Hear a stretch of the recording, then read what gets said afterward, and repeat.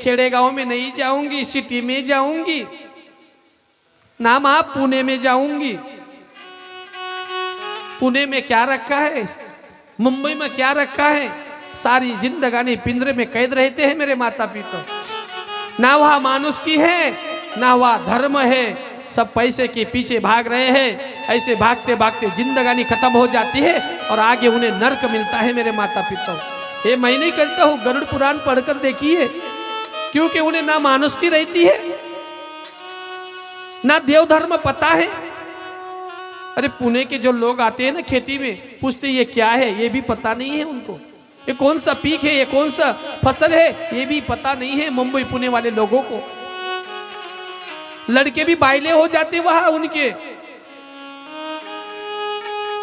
देखो मुंबई पुणे के लड़के आते हैं ना, अरे डुकरांना सुद्धा पकडायला जातात। काय मस्त काय आहे बॉय, मम्मी काय आहे। एक दिवशी मुंबईचा मुलगा आला चौगावला, आमचे लहान भाऊ आहेत, त्यांचे साडू आहेत, मुंबई पोलीस, आई बी पोलीस आणि बाप पण पोलीस आहे। त्यांचा मुलगा राम आहे त्याचं नाव, आणि गल्लीमध्ये ते डुकर चालले होते, पिल्ल्याला धरून बसलेला होता तो। मम्मी ये पा किती भारी काय आहे बघ, म्हणे घरात घेऊन आला। त्याला डुक्कर सुद्धा कळत नाही माय बाप हो।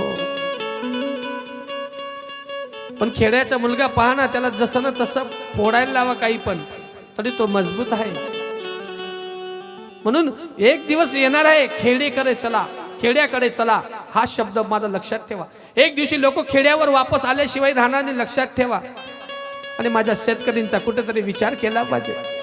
नारद मुनि कहते हैं कि किसान को कोई लड़की देता नहीं है, ये भागवत में लिखा है। आज भी वैसी ही परिस्थिति है मेरे माता पिता, किसान को कोई लड़की देता है।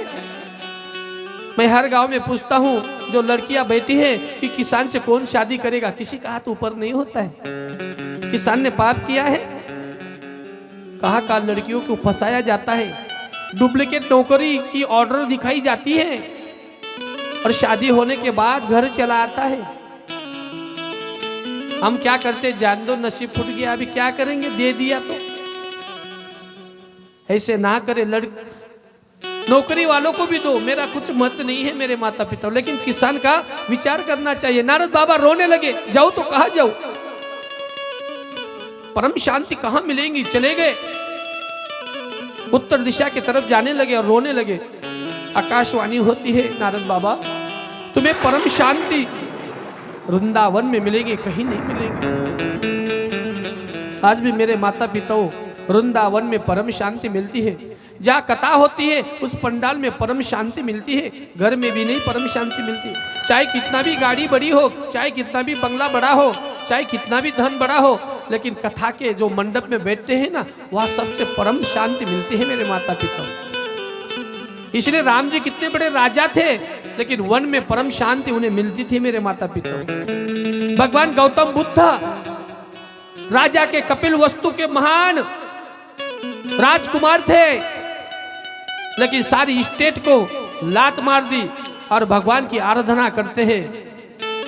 जो सिद्धार्थ थे वो गौतम बुद्ध हो गए मेरे माता पिता।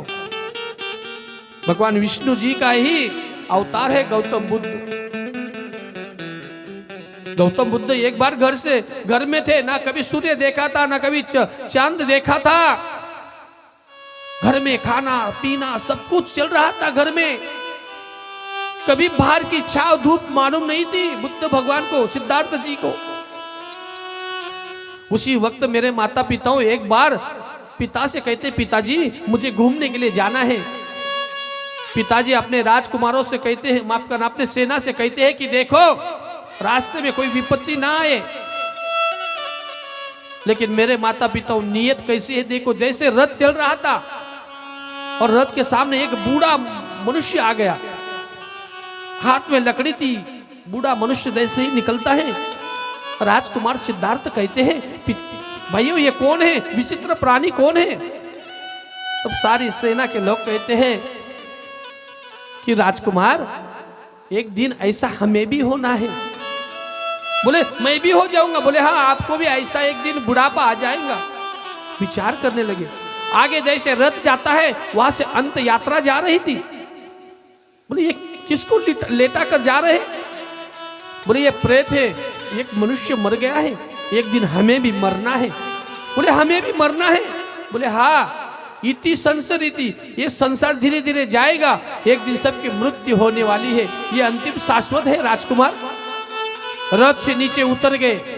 पिता से कहीं ना आज के बाद घर का त्याग करता हूं, पत्नी का त्याग कर दिया, बाल बच्चों का त्याग कर दिया और वहां से संन्यास लेकर आगे चले गए और उनका नाम पड़ गया बुद्ध भगवान, गौतम बुद्ध जी। ना गुरु का सहारा लिया, ना जग का सहारा लिया और वट पिंपल के नीचे बैठ गए। और पिंपल के नीचे बैठने के बाद सारी सिद्धियां प्राप्त होगी मेरे माता पिता।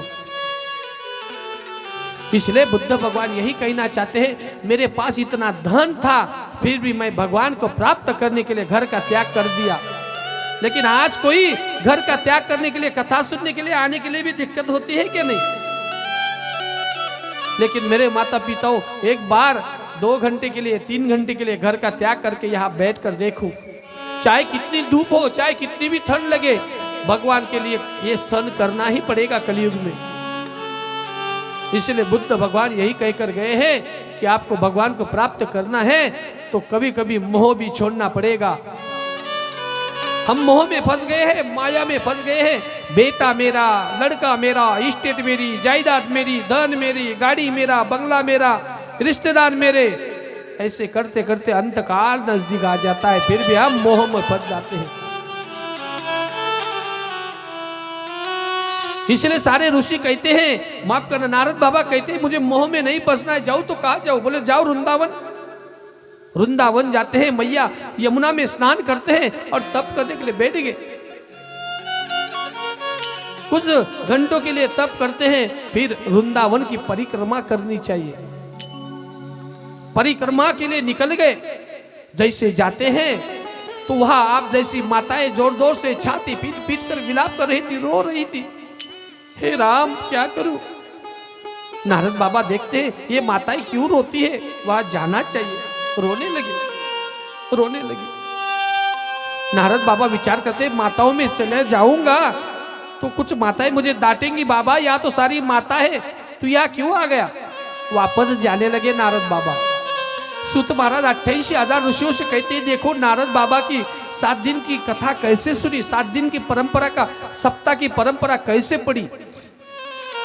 आपको फोड़ फोड़ कर कथा बताऊंगा, आपका समझ में आएंगे, ऐसी भावार्थ कथा बताऊंगा मेरे माता पिता। 7 दिन रोने लगे। जैसे रोते हैं और मेरे माता पिता, नारद बाबा घूम कर जाने लगे और एक नवयुवती माता खड़ी हो गई, बाबा रुको ना, बाबा रुको, रुक जाइए ना, कृपा करके रुको ना। नारद बाबा कहते हैं, देवी क्यों रोती हो, क्यों रोती हो आप, आंसू क्यों आपके गल रहे हैं। महाराज यहाँ जो 2 लोग पड़े हैं ना, बूढ़े लोग थे, बूढ़े, ये मेरे पुत्र है। नारद बाबा कहते हैं, आप तो जवान हैं और ये कैसे बूढ़े हैं आपके पुत्र, ऐसा नहीं हो सकता। बोले हाँ महाराज, ये मेरे ही लड़के हैं, मेरे ही पुत्र है। नारद बाबा पूछते हैं, मैया आपका नाम। मैया कहते हैं, मेरा नाम है भक्ति। जैसे ही भक्ति का नाम सुनते हैं, नारद बाबा दोनों हाथ जोड़कर नीचे बैठ गए और माँ भक्ति के चरणों में लीन हो गए। माँ आप, माँ आपसे तो मैंने अभी तक कभी भेंट नहीं हुई थी। माँ भक्ति, इस दास का शत शत प्रणाम। माँ ये आपके पुत्र है। बोले हाँ, एक मेरा पुत्र वैराग्य है और एक ज्ञान है। ज्ञान और वैराग्य मेरे पुत्र है, बूढ़े हो गए हैं और मैं उनकी माँ भक्ति हूँ। इसलिए मेरे माता पिताओं, कलयुग में हमारे अंदर भक्ति है लेकिन ज्ञान बूढ़ा हो गया, अर्थात लंगड़ा हो गया ज्ञान। वैराग्य, ज्ञान वैराग्य पड़े थे वहां, कथा में बैठे हैं तो ऐसा लगता है कल से वैराग्य प्राप्त कर लूंगा, ऐसा लगता है कल से हरि नाम का भजन करूंगा। लेकिन टीवियों के सामने बैठ गए तो वैराग्य भी भूल गए, ज्ञान भी भूल गए और भक्ति भी भूल गए। अर्थात तीनों हमारे अंदर है लेकिन सब हम बिखर देते हैं।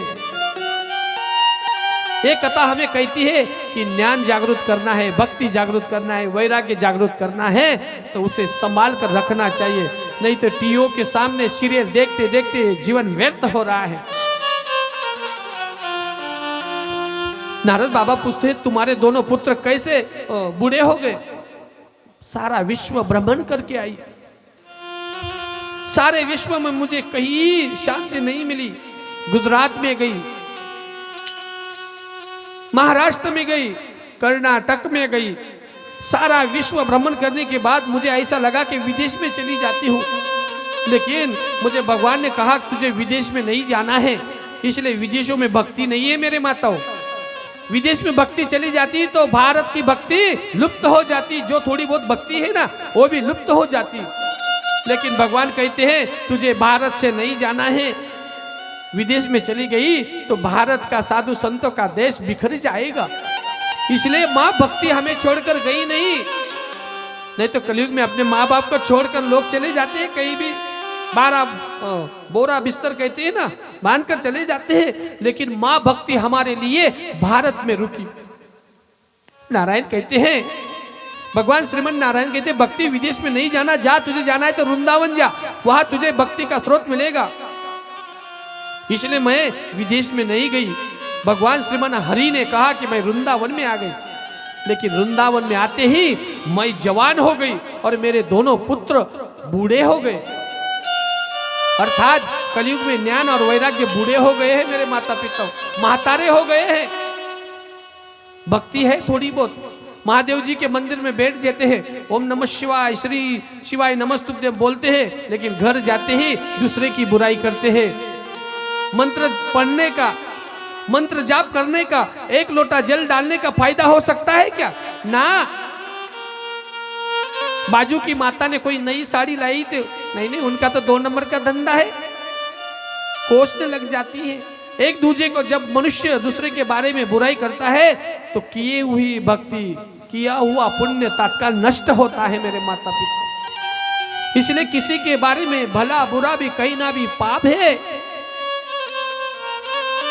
इसलिए नारद बाबा कहते क्यों चिंता करते हो मैया, मेरे पास बड़े निषेध उपनिषेध शास्त्र का सार है, मैं इन्हें अभी चेतना में लाता हूं। लेकिन मेरे माता पिताओं चेतना कब मिलती है? नारायण की भक्ति करेंगे वह उसी वक्त ज्ञान वैराग्य उत्पन्न होता है, अर्थात जागृत होता है हमारे शरीर में। नारद बाबा के पास सारी विद्या थी। नारद बाबा कोई सर्वसाधारण नहीं थे। ब्रह्म बाबा के पुत्र श्री हरि विष्णु के 24 अवतारों में का एक अवतार नारद बाबा का था मेरे माता पिता। नारद बाबा निषेध उपनिषेध सार चहुवेदी जान साई शास्त्री कारण 18 ही पुराने हरिषि गाती। 18 पुराणों का ज्ञान देने के बजाय उपनिषद सुनाने लगे, शास्त्र सुनाने लगे, फिर भी चेतना आई नहीं। नारद बाबा कहते हैं मेरे पास इतनी विद्या होकर ये उठते नहीं है, क्योंकि नारद बाबा को अहंकार आ गया था, ज्ञान का अहंकार आ गया नारद बाबा को। भगवान को कभी अहंकार नहीं पसंद है मेरे माता पिता। पतित आत्मा हो या पापी आत्मा हो, जीवन में कभी अहंकार ना करे। नारद बाबा को अहंकार आ गया शक्ति का। भगवान श्रीमन विष्णु जी कहते हैं कि नारद बाबा को अहंकार आ गया ना, इसका अहंकार का पतन करना पड़ेगा। उठे नहीं। और भक्ति मैया कहते हैं नारद बाबा क्या हुआ, मेरे पुत्र थे वैसे ही पड़े हैं। नारद बाबा विचार करने लगे, अरे मेरी पास इतनी विद्या होकर भी उठते नहीं, ऐसा कौन सा कारण है, ज्ञान वैराग्य क्यों नहीं उठते हैं? और मैया भक्ति को कहते हैं माँ भक्ति मुझे 7 दिन का मोहलत दीजिए, 8वें दिन तुम्हारे बच्चे उठ जाएंगे, ये गारंटी देता हूं। और नारद बाबा वहां से चले जाने लगे। उसी वक्त आकाशवाणी होती है, नारद बाबा सत्कर्म करो, सत्कर्म करो। नारद बाबा चिंता में आतुर हो गए, ऐसा कौन सा सत्कर्म है, उस सत्कर्म से मुझे परम शांति मिलेगी और ज्ञान वैराग्य जीवित हो जाएंगे, अर्थात चेतना में आ जाएंगे। सारे विश्व में घूमते हैं फिर भी उन्हें सत्कर्म मिलता नहीं है। नारद बाबा विचार करने लगे सत्कर्म ऐसा जीवन में कौन सा है। हम भी ऐसे ही विचार करते हैं कि जीवन में सत्कर्म कहा करें। सत्कर्म सिर्फ भागवत में कथा में मिलता है मेरे माता पिता, जीवन में कहीं नहीं मिलेगा आपको सत्कर्म। आपको ना होम यज्ञ करने की जरूरत है। ना वेद पढ़ने की जरूरत है। 4 घंटे 3 घंटे यह कथा श्रवण कीजिए, आपको कुछ करने की जरूरत नहीं है। ऑटोमेटिक ज्ञान वैराग्य भक्ति जागृत हो जाती है कथा में मेरे माता पिता, हो ही जाती है। लेकिन अनन्य भाव से कथा श्रवण करो, प्रेम से बोलो राधे राधे, शाम मिला दे। नारद बाबा जाते हैं लेकिन कोई उन्हें उत्तर नहीं मिलता है। सीधे विशाल बद्रीधाम में आते हैं। वहां भगवान जब सृष्टि निर्माण करते हैं उस वक्त पहले ही 4 पुत्रों को जन्म देते हैं। उनका नाम है सनकादिक ऋषि, सनक, सनानंद, सनातन, सनत कुमार, ऐसे 4 पुत्रों को जन्म देते हैं। लेकिन वो दिगंबर अवस्था में थे, ना आयु में बढ़ते थे ना आयु में कम थे मेरे माता पिता। उम्र में चारों भाई नारद बाबा के ही भाई थे वो। ये कथा आगे भी जाएगी और पीछे भी आएंगे मेरे माता पिता 7 दिन में धीरे धीरे। चारों भाई सत्संग के विचार में घूम रहे थे। सनकादिक ऋषि जैसे सामने से नारद बाबा दिखते हैं, भाइयों देखो हमारे बड़े भैया छोटे भैया नारद आ रहे हैं, आज तो बड़ी सत्संग की चर्चा चलेंगी, आज तो बड़ी भगवत चर्चा चलेगी। लेकिन चारों भाई कहते हैं नारद बाबा तो हमेशा हंसते हैं, हमेशा मुस्कुराते हैं, फिर भी ऐसा मुख क्यों लटका है इसका। नजदीक आते हैं नारद बाबा, सनकादिक ऋषियों को नमन करते हैं कि भाइयों मुझे इस संसार में सत्कर्म क्या करना पड़ेगा। सनकादिक ऋषि पूछते हैं नारद बाबा आप पहले ये बताओ, आप इतने नाराज क्यों है, नर्वस क्यों है। सारी हकीकत बताते हैं। वृंदावन में गया, मुझे वहां माँ भक्ति मिली, उनके दोनों पुत्र वहां पड़े थे, ज्ञान और वैराग्य वो चेतना में नहीं आ रहे। मेरे पास जितनी विद्या थी सुनाने के बाद भी नहीं उठे। लेकिन आकाशवाणी ने मुझे कहा है कि सत्कर्म करो। ऐसा सत्कर्म कौन सा है सनकादिक ऋषियों भाइयों बताओ ना। चारों भाई कहते हैं आपको ये भी नहीं पता सत्कर्म। अरे सत्कर्म जीवन में एक ही है, जो 4 वेद 6 शास्त्र और 18 पुराणों में सब 18 पुराणों का आत्मा है, 18 पुराणों का तिलक है, वो है श्रीमद् भागवत महापुराण। वो तुम्हें 7 दिन तक श्रवण करने पड़ेंगे तब उन्हें चेतना आएगी, अन्यथा नहीं आ सकती है। इसलिए 18 पुराणों का मणि है, शिरोमणि भागवत है मेरे माता पिता। इसलिए त्रिवेणी संगम में भागवत का पाठ हमने लिया है, क्योंकि हमारे पितरों को मोक्ष मिले, हमारा रोम रोम शुद्ध हो जाए। भागवत के बिना पितरों को कभी कौन सा ग्रंथ मोक्ष नहीं दे सकता मेरे माता पिता, सिर्फ भागवत ही मोक्ष दे सकता है जीवन में। बार बार भागवत सुनो, बार बार रोम शुद्ध होते, बार बार आत्मा शुद्ध होता है। जैसे रोज स्नान करते हैं तो शरीर शुद्ध होता है, रोज नहीं स्नान करेंगे तो शरीर जकड़ जाता है हमारा। वैसे बार बार भागवत सुनने से रोम रोम शुद्ध होता है, आत्मा शुद्ध होता है। हम कहते हैं ना आत्मा दीपो भव, आत्मा को पूजो, आत्मा को भक्ति का चंदन लगाओ और कथा श्रवण करो। नारद बाबा कहते हैं भागवत में इतना पावर है, मैंने भी हमारे पिताजी ब्रह्म बाबा के मुख से सुना है। इसका कोई प्रमाण है क्या? बोले हाँ है ना। अरे देखो हम जैसे आम के पेड़ को देखते हैं, वहाँ फल लगते हैं, फल पकने के बाद पीकने के बाद मीठे लगते हैं, लेकिन उसी आम की डाली उसी आम का पत्ता खाने के लिए जाएंगे तो वो कड़वट लगेगा। वैसे आपको जीवन में भागवत का रस पीना है। भागवत एक रस के समान है, रस स्वाद है। आपको आम के जैसे भागवत पीनी है, भागवत सुननी है तो 7 दिन तक सुनना पड़ेगा, तभी आपको लगेगा कि इसमें अमृत है या जहर है। राधे राधे जपा करो, कृष्ण रस तुम पिया करो। राधे राधे जपा करो, तालियों की सेवा, कृष्ण रस तुम पिया करो। राधे राधे जपा करो, कृष्ण रस तुम पिया करो। राधे राधे जपा करो, कृष्ण जप पिया करो। राधे राधे जपा करो, कृष्ण रस तुम पिया करो। राधे राधे जपा करो, जय हो।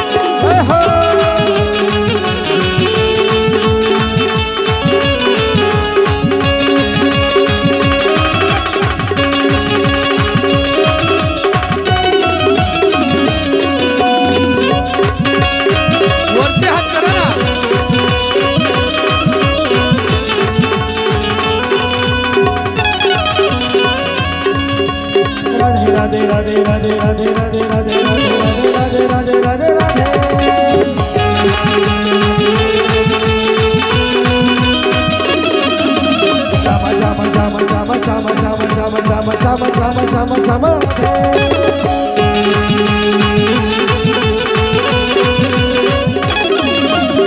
राधे राधे राधे राधे राधे राधे जपा करो राधे राधे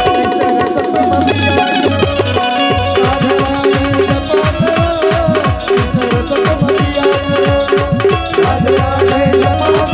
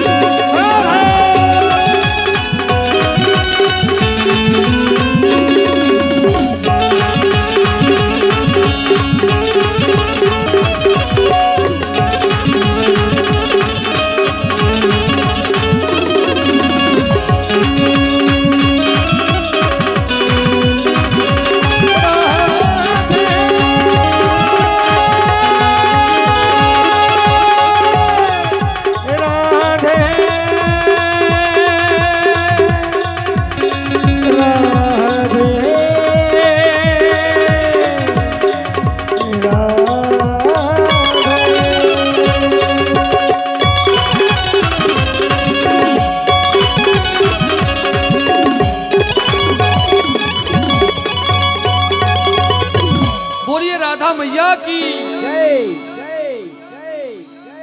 हाथ ऊपर होते नहीं है।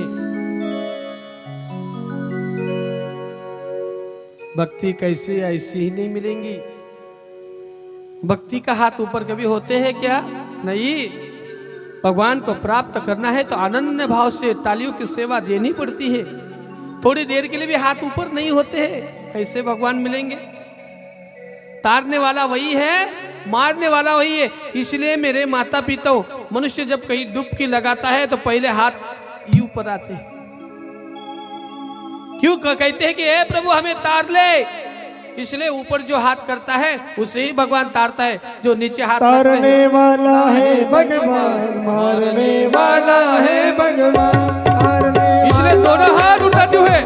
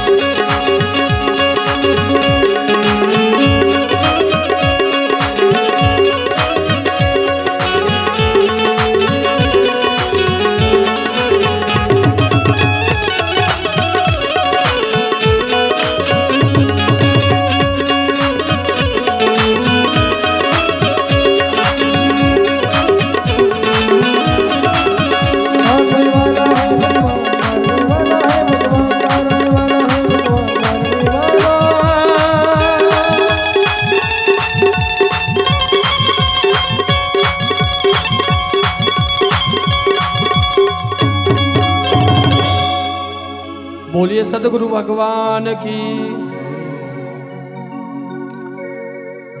तारने वाला है भगवान, बचाने वाला है भगवान। इसलिए जीवन में हाथी ऊपर आते हैं, इसलिए तारते हैं। हाथी की कथा आती है, हाथी भी पानी में फंस गया था। गजराज की कथा आती है, वो भी अपनी सोंड ऊपर करते, प्रभु इस दलदल से निकालो। ये कथा बड़ी सुंदर है, बताऊंगा कल परसों।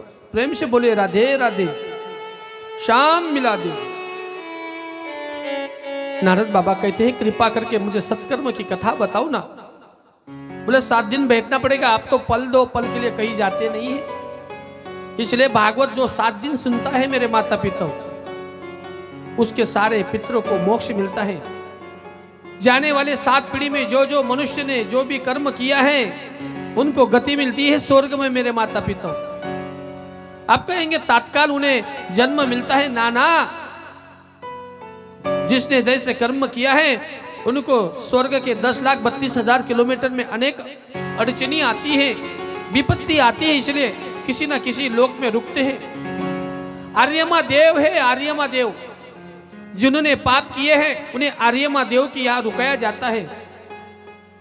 लेकिन कुछ लोग पुण्यवान आर्यमा देव में भी रहते हैं, लेकिन आगे नहीं जाते हैं, क्योंकि उनके जो वंशज धरती पर है वो पाप करते हैं, उनको आगे गति मिलती नहीं है।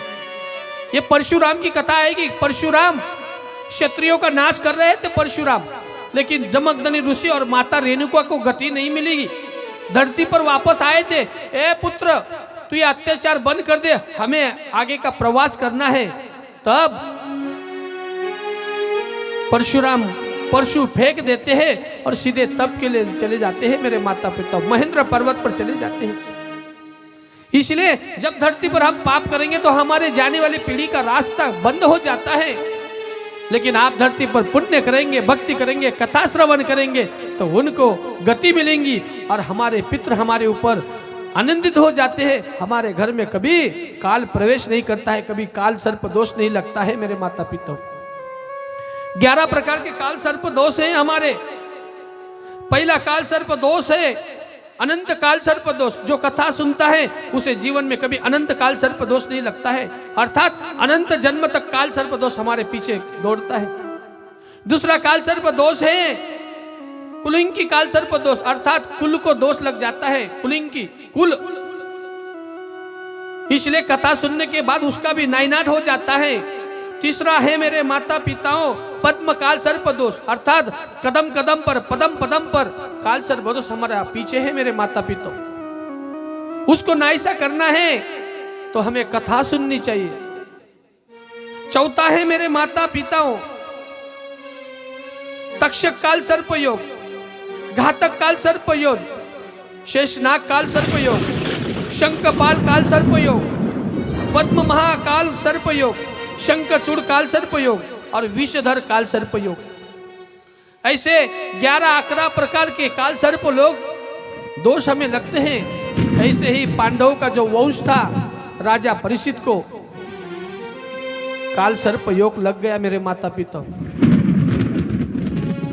तक्षक काल सर्प योग लग गया। जिसको तक्षक काल सर्प योग लग जाता है उसे संसार छोड़ना पड़ता है। इसलिए छोटे बच्चे, बूढ़े, बेटी, बेटा जितने हैं यह कथा में आने चाहिए। ये 11 प्रकार के काल सर्प दोष नाइसे होते कथा सुनने के बाद। बार बार कथा सुनिए, कभी काल सर्प दोष नहीं लगेगा मेरे माता पिता। इसलिए नारद बाबा कहते मैं भी भ्रमण करता हूं, मेरा भी काल सर्प दोष नाइसा हो जाएगा। मुझे 7 दिन बैठना है। बैठ गए, गंगा मैया के पुलिन तट पर बैठ गए। अलकनंदा और गंगा के तट पर बैठ गए। अलकनंदा नदी और गंगा के तट पर बैठ गए। सभी आप जैसे भक्त जनों को पता चला कि सनकादिक ऋषि जिन्होंने संसार में पहले जन्म लिया है, सनत कुमारों ने, उनके मुख से कथा हम सुनेंगे भागवत। सारे लोग दौड़े दौड़े आ गए, बैठ गए। पूरी नदी का तट भर गया। संसारी साधु, सन्यासी साधु, दिगंबर अवस्था वाले साधु, सारे लोग उसी नदी के तट पर बैठ गए। गर्दी भीड़ ही भीड़ थी मेरे माता पिता। मैया गंगा बह रही है और नारद बाबा एक जगह पर आशानस्त हो गए 7 दिन के लिए। मुझे 7 दिन की कथा सुनाइए, मैं यहाँ से नहीं उठूंगा, यहाँ से ही भगवान की महिमा सुनूंगा। और भक्ति मैया के दोनों पुत्र जवान होने चाहिए। सनकादिक ऋषि मंगलाचरण शुरू करते हैं। मंगलाचरण शुरू होने के बाद भागवत को शुरुआत हो गई।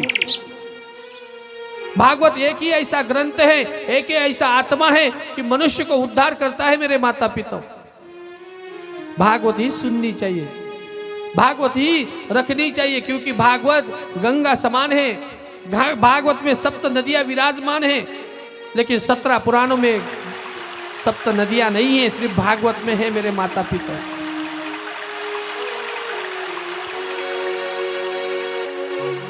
पहले दिन की अच्युतम केशवम कृष्ण नारायणम कृष्ण दामोदरम जानकी वल्लभम। अच्युतम केशवम कृष्ण दामोदरम राम नारायणम जानकी वल्लभम। अच्युतम केशवम कृष्ण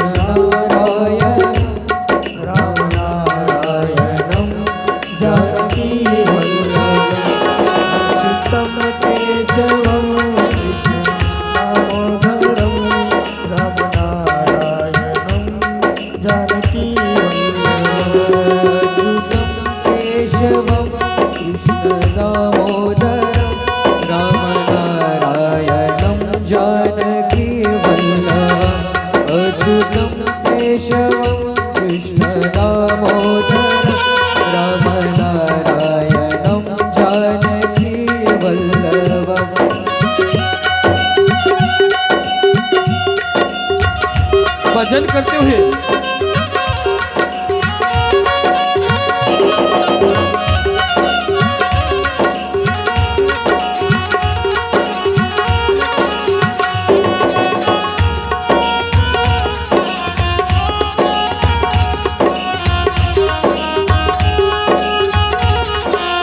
तालियों की सेवा।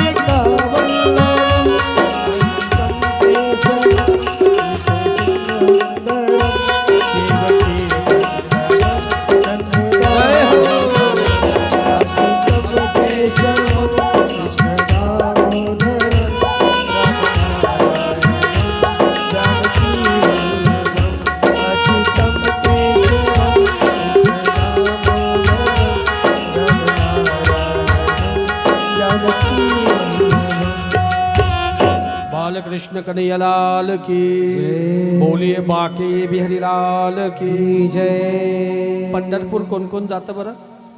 पंढरपूर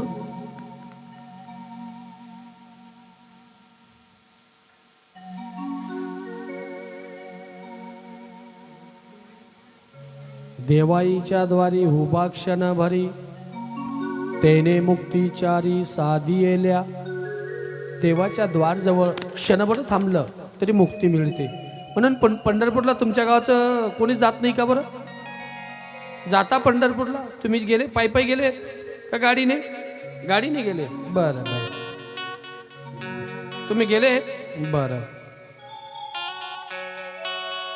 ज्ञानेश्वर महाराजांचे किती भाऊ होते? मान नाही चाव्याल जागा, मन नाव चंद्रभागा। कोण नाव आहे का चंद्रभागा माय? कोणी नाही का इथं? प्रत्येक गावाला सापडून जाते आम्हाला चंद्रभागा माय। तुमच्या गावात काही सापडलं नाही वाटतं? आहे का? नाहीये? मग सांगा, ज्ञानेश्वर महाराजांचे किती भाऊ होते? कोण कोण? नामदेव तुकाराम नाही ना ताई? नामदेव नाही होते? नवीन सांगा। ज्ञानेश्वर महाराजांचे मोठ्या भावाचं नाव निवृत्तीनाथ। 2 नंबर माऊली ज्ञानेश्वर। 3 नंबर सोपान काका. 4 नंबर मुक्ताबाई. वा वा वा. आई वडिलांचं नाव, ज्यांना नाव माहित असेल फक्त हात वरती करायचा. सांगा. आई माता रुक्मिणी. वा वा वा. ज्ञानेश्वरी कोणी लिहिली मग? हा नाही.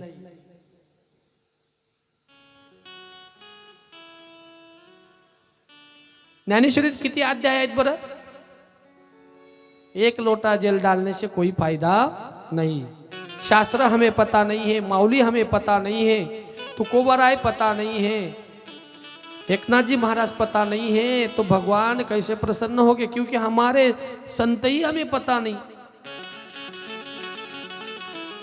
ज्ञानेश्वरी कोणी लिहिली? पटकन बोला.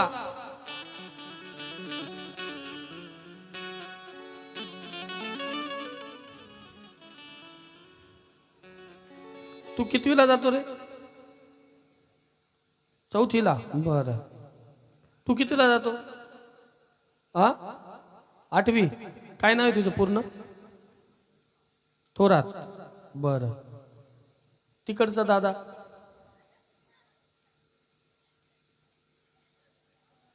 तुमचं नाव सांगा ना मला. हा